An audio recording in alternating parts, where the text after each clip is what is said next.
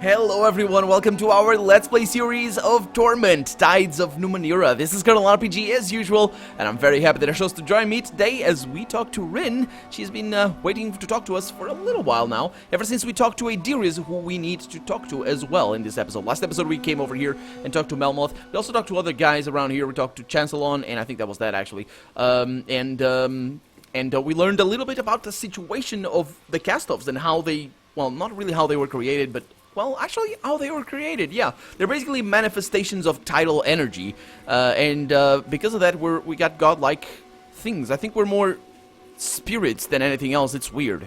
It's really weird, but yeah, we're not really our bodies. We're just, yeah. Let's have a chat with Rin. She has something to say. Yes? Yes, I want to talk to you. Do I need to? Oh, I need to click her.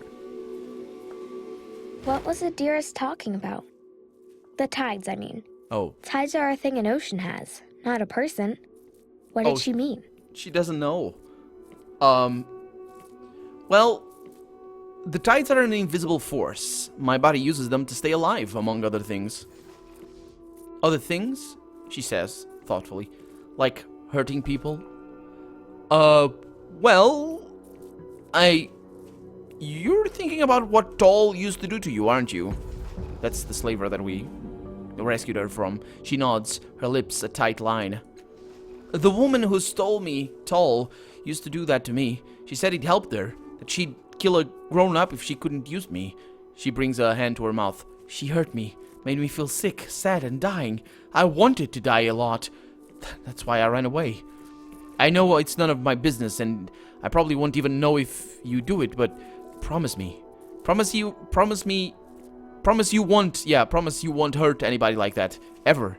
I just can't. And she shakes her head, unable to finish. I don't think I've ever done that. But you know what, Rin? I promise. I won't use the tides to hurt people. She breathes a sigh of relief. Thank you.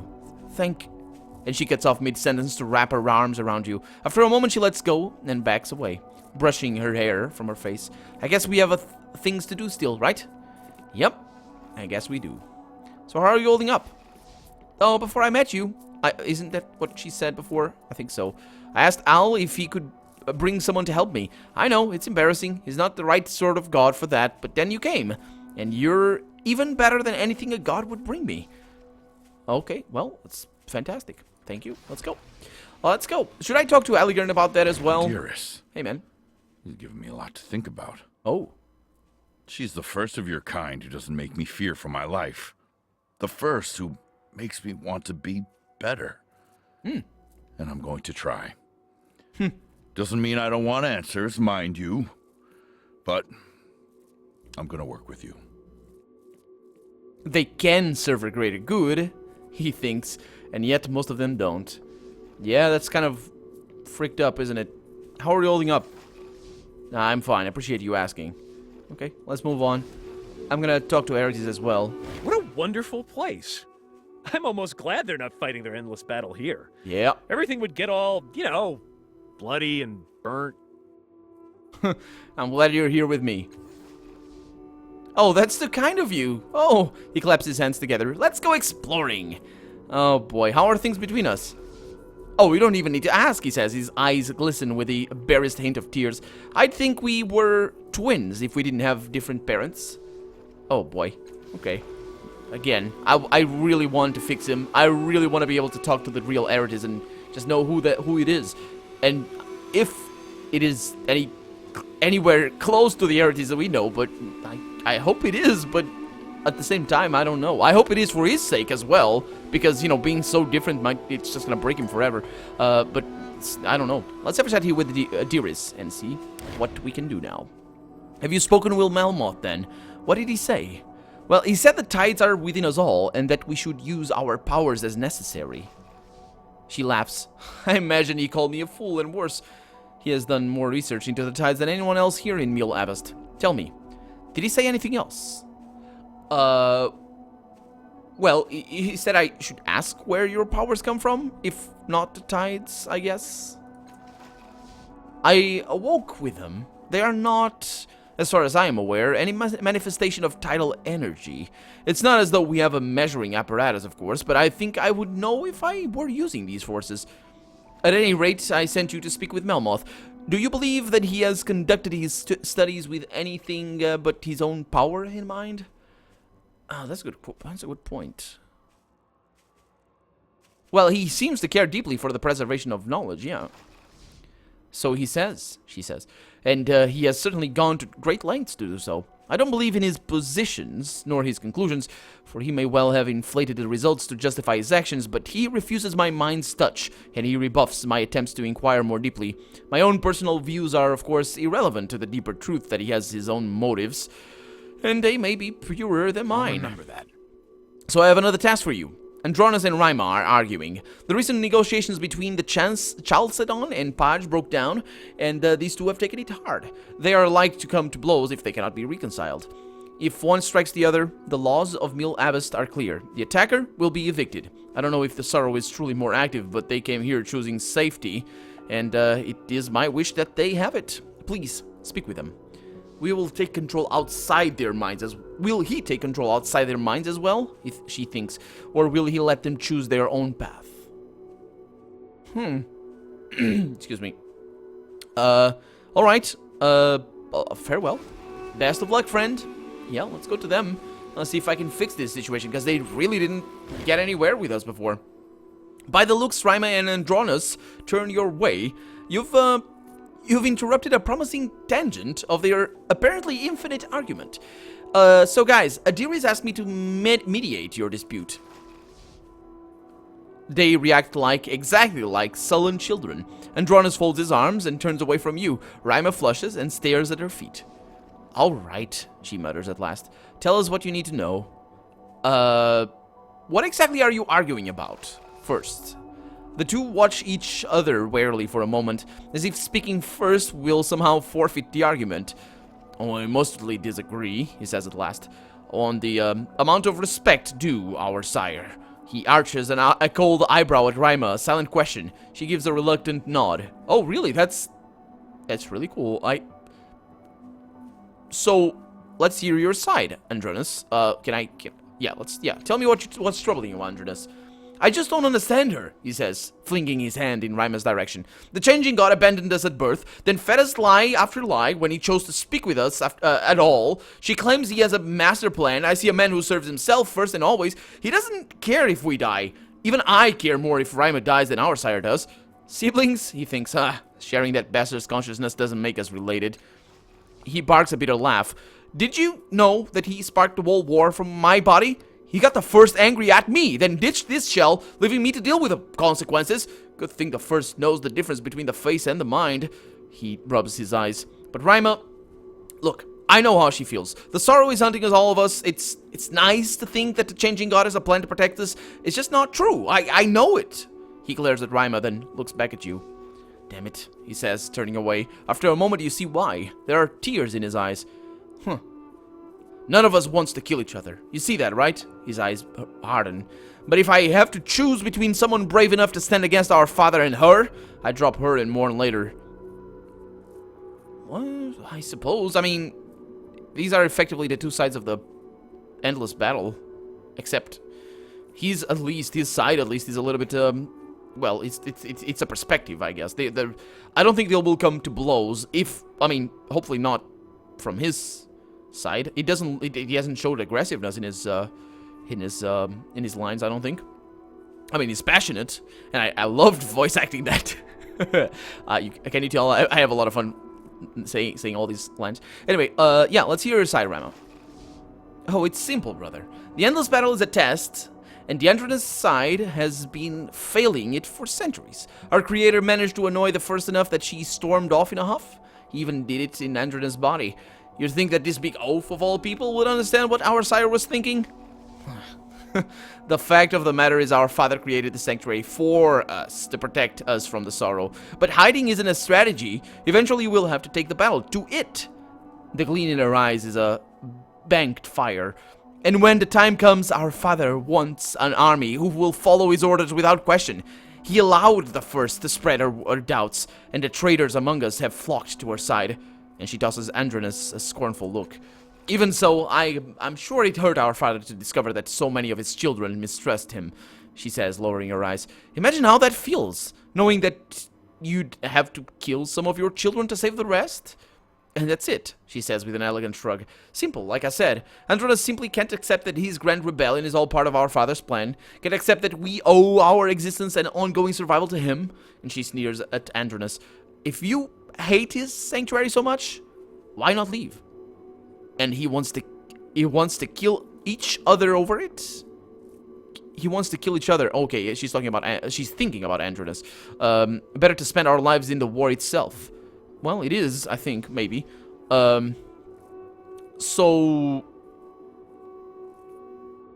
Before I make my decision, what sort of solution would satisfy you both? Neither of them speak for a moment. Their faces are identical sculptures of surprise. I don't know, he says, glancing at Raima. Nothing you could say would make us take each other's side, and with apologies to Idiris, I don't want to get along with Raima. I've hated her for so long, no offense. No offense? Her lip quirks. Honesty doesn't offend me. She looks over at you. And, we need a decision. You can't please both of us. Our points of view aren't ever going to line up. Okay, that's good. I like that. You know, from a gameplay standpoint. Not really from a character standpoint. I would... Maybe... My guy... I personally... Okay, I'm not gonna do that choice. I don't think I can, actually. But, personally, if I was here in this situation, I probably would just not please any of them. Just, you know... It's a matter... If it's a choice of who I'm gonna displease, then why not both? Why not both? But I've heard your arguments. I'm ready to resolve your dispute. Let's see what happens. Andronus and Raima go still and stoic, showing no sign of the emotion they displayed before. In this moment, they look very much alike, like family. Yeah, I think they're very close together in a lot of regards, but they just need to shut up. Just shut up! Stop caring! Go and eat! Sit by the shade or something. But let's see. You are endangering everyone with this petty argument. Both of you must leave Mil Avest. Oh, that's... No. Andronus, she's right. You clearly hate it here. Leave before this argument turns to violence. Why does he hate it here? Raima, he's right. Our sire doesn't care about us. Sometime outside Mil Avest... Oh, wait a minute. Andronus, she's right. Okay, yeah, I understand what... Okay. Sometime outside Mil Avest might convince you of that. Okay, so I can tell basically for them both to leave or each one to leave. I want you to stop... Excuse the hiccup. I want you to stop this argument right now. Neither of you is right. That's the thing I want to do. That's the thing I want to do, and my character doesn't feel too strongly. I think my character would be a little bit annoyed by their bickering, but not really feel strong enough about that to just try to piss them both off. Do you really want to break the truth to kill each other over a point of view? It really is a point of view. I think that might be an interesting choice. I'm gonna go with this. So this one is not gonna work, but let's go with this one. Do you really want to break the truce to kill each other over a point of view? I'll remember that. Oh, look at that. We got gold. That's the gold thing. Andronus opens his mouth, shuts it thoughtfully. Finally, he speaks. You're right. We're safe here, but the sorrow is circling, if the rumors are true. I don't want to do its work. All right, she says, letting out a ragged breath. Just let's talk about something else, Andronus. Can we do that? For now? Gladly. See? Shut up. That's that. Yeah, just shut up. Don't talk about stuff, and it's all problem solved. Of course, not long term, but long term, that's what I'm here for. Have you helped Raima and Andronus come to a conclusion yet? Asks Idiris. Yeah, I managed to persuade them to their senses. They've agreed to a temporary peace. She claps her hands softly. Well done. Well done indeed. To be free to choose is a part of life in Mil Avest. We must own our choices, just as we own our responsibilities for the outcomes of those choices. I'll remember that. Before I can allow you to alter the course of a brother's life, I would hear your opinion on something which touches the lives of all of our kind. You have no doubt heard of the endless battle, but what do you know about it? Why do they fight? And who is right? And she bows her head slightly. If perchance you have heard only a little about the conflict, you may wish to speak to your brethren before answering. No, I've heard plenty. I do have an opinion about the endless battle. myself, but what about my character? I think, for me, the thing is about the Endless Battle is it seems that it's a consequence, as with all battles, really. Well, not all battles, but all wars kind of tend to be that at the end of the day. It's a consequence of something that could be resolved in other fashions. If, of course, you know, in a dream world, of course. I think at this point, it might... So basically, we have on one side the Changing God that wants to kill the cast-offs, or at least use them in a way. I don't think the Changing God controls us. I don't think we're... I think Raima was wrong. I don't think we're part of his plan. Not completely, anyway. We might have the abilities to do some part of his plan and actually do part of his plan, but then there's a lot of stuff that goes on that he's not expecting. So one part of the Endless Battle is basically cast-offs and people fighting for the cast-offs being really pissed at the Changing God for the way he treats them. And then the other part is those that believe him inherently. So you can easily make up ways for both of these sides to be wrong. So, you know, the part where they fight the Changing God for vilifying him, or, you know, just making him not have a reason to be a jerk. Those guys can be wrong because maybe the Changing God has a reason. Maybe he's not a jerk after all. Maybe he does all those things because of more than just self-preservation or some stupid reason. Maybe he's trying to save the world, or I don't know. Who knows? We don't. But then again, the other part doesn't know either because they're just following him, and that is even easier to just point out a flaw in their thinking because they don't know. They're fighting for something they don't know. They trust, they believe in the Changing God, but I think here is miscommunication at this point. So that's my opinion of the Endless Battle. What about my characters? I think my character is gonna choose. So far, I don't know. Let's find out. Let's ask her some questions first. Let's see. It's all again, right? Yeah, it's all again. What do you think of? Oh, that's not again. Yeah. What do you think of the Endless Battle? The truth? Says Adiris. She shudders, and her voice is hot with anger. It is a waste of life, a waste of talent, a waste of Numenera that could be used to make the world better. They say conflict is the driver of progress, but the world has achieved all the technological progress it requires. The progress we need is in learning, in the humanities, in learning to communicate well and truly with one another. This goes directly towards what I was saying before. Then she sighs, but both sides claim to be doing it to protect us. And can I truly argue with them? No. Can you not? Really? You cannot? You cannot argue with them? Not really? Are you sure? Because the beauty about arguments is that you can have them at any time. You don't need to know anything. I mean, defending an opinion is one thing. Having an argument, it's another.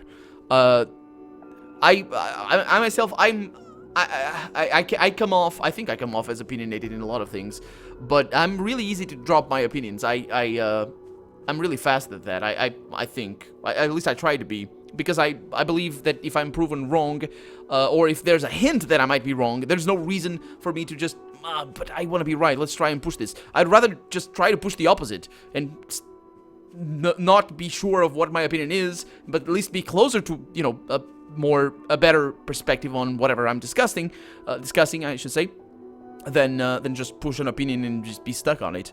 That's me personally. And that's the thing about arguments. You don't need to know anything about anything to have an argument. As long as people respect each other and treat each other as people, it's like, I don't know anything about... I don't know. Well, let's see what I don't know anything about. I know a little bit about much, but let's say I don't know much about chemistry, for example. I know, you know, basic stuff that you learn in high school, but I can still have an argument about chemistry. I mean, it's gonna be most of the other side. If the other side knows, it's gonna be them talking a bunch, and if the other side doesn't know, we can still have an argument and just, you know, how about this? That's interesting. I don't think. Oh, what about this? Yeah, you know what it is? It's just a pointless argument, sure, but can't you argue with them? I think I'm gonna base off my character of that question, and I'm gonna be opinionated here. My character is gonna be opinionated, but he's gonna have an opinion. Whatever it is, I'm gonna decide. I'm gonna take a stance. Although I don't know. I think the game is gonna probably. I'm gonna take a stance. We'll see how things go. So I can give you an opinion on the Endless Battle now. Very well. What do you believe the point of the Endless Battle is? Okay, so let's see. Like any war, each side is trying to achieve its goals through force. Yes. That's true. That's stupid answer.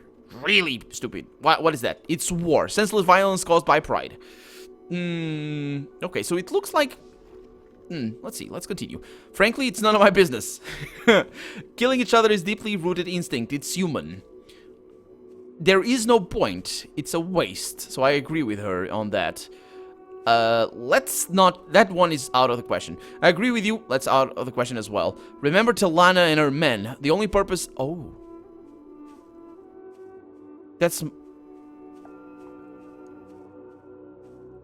from the... That's really cool. Talana and her men, I think... This was these were the mutants, right? And Barry Kyle was the other guy, was the guy that was dying. These are the mirror casters that we had. Oh, that's cool. The only purpose it serves is to ruin the lives of those it touches. But my character's not gonna say that. I think. Let's see what this one is. Tell her what Barry Kyle said. The endless battle makes us stronger through conflict, more focused. Let's go with that. That's a really weird perspective, though, for my character. I'm not really sure I can justify that. Oh, this is a cynical view. I think this is better. I think this is better for what I was saying before. Yeah, let's go with this one. The fighting is pointless, but still profitable, and that's why it continues. And I think I'm right on that. So the point is to make a profit, says Adiris. Or perhaps might it be that opportunists swarm in where they see an opening? You don't believe the point of the battle is to make a few parasites wealthy? No, that's not the point of the battle. That's the reason why it continues. What was her question, though? No. Okay, yeah. Let's try and... Oh, I can't... It's not a choice? Well, I can continue on that. Let's dig in onto this one. Those who profit by it are motivated to ensure it continues. Yes, I believe that is the point. Oh, that's also good. That's a good perspective. I like this as well, because I mean, even though I didn't actually believe on that perspective over there. No, I mean, I understood what he meant, but that is a good argument right there. Because yes, the original point was not that, but the current point is. And I believe that is actually the case. Or, you know, a valid perspective anyway. Oh, that's really cool. She nods. There is merit in standing by one's opinion, she says. Only be certain that, in doing so, you do not shut your ears to the opinions of others. She clasps her hands together. So, why do you think I have asked you this? No, let us start from the first task. Why do I tell you to talk to... Why would I tell you to talk to Melmoth when he ridicules my beliefs? Okay, so... Okay, so she's kind of conflicting, but there's not necessarily. So what she said before, that she can't argue with both sides of the endless battle. She's saying that she doesn't like taking opinions, and I think that's what that line is all about. It's not actually meant to showcase that she likes to hear the opinions of others, but rather that she doesn't like to have an opinion herself, or you know, think that she's right in any way. So I think that's what it means. So let's see. You wanted to expose me to other viewpoints because you're uncertain in your beliefs? Yeah, that's the one. I think it is. No, that's not the one. That's definitely not the one. It's weird. Yeah, she's uncertain in her beliefs, but she doesn't actually want them to be reinforced. It's this one. And it seems pretty simple as well for an answer, to be honest. You wanted to expose me to other viewpoints. Precisely, she says. When we have incomplete information and are exposed to alternative, opposite viewpoints, how do we judge which is true? We must reach a conclusion at some point. But unless those conclusions are backed with incontrovertible evidence, you must never imagine that you have the sole grasp on the truth. And what do you imagine I intended when I asked you to intervene with Rima and Andronos? That's a good question as well. Let's see. To learn how to make a decision and stick with it? No. To resolve a dispute with regard to both parties' feelings and motivations. That's more in line with what she said, yeah? To get rid of the troublemakers in... it's this one. Okay, teacher. Yeah, it's that one, exactly. This is a little bit like a test. It is. I think it is. I think it very well might be. But it's pretty simple as well. My intention for you in this task was to have you change the lives of your siblings for the better, while they still control their own bodies, to offer them alternatives and see if you can provide them a route through their troubles that maintains their core goals. Then we come to the question of the endless battle. What purpose did that discussion serve? Okay, challenging my beliefs with alternative points of view, perhaps? Could be. To learn about the battle and understand the truth behind it? No, that's definitely not it. Some sort of no, okay, yeah, let's go with that one. It's the challenging my beliefs. Correct, and astutely judged. The goal in all of this was to make you question your assumptions, to see things through others' eyes. She holds your gaze. It may be that nothing of import happens in Zarian's mirror. You might enter, speak with Mazov, and leave without altering him a bit. But even if so, there will be other mirrors. What if the next one is Melmoth's or Rima's or even mine? Whose assumptions will you take with you into that life? Whose goals will you accomplish? And at what cost? You have the power to change the course of a life, of many lives, without their permission or even their knowledge.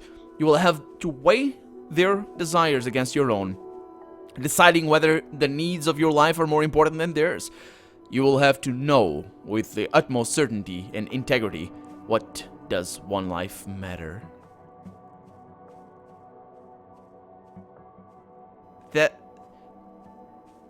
That's from the original game, isn't it? Or is that from this game? I don't know. I think it is from the original game. That's a good question. I think it's a good time to end the episode as well. Man, this game is so awesome. Oh my god. I don't need to keep going and harping on about how awesome this game is. If you're watching still after so many episodes, or if you join me and you're watching at the end, just that, I think you can agree with me to some extent at least. This is such a great. I mean,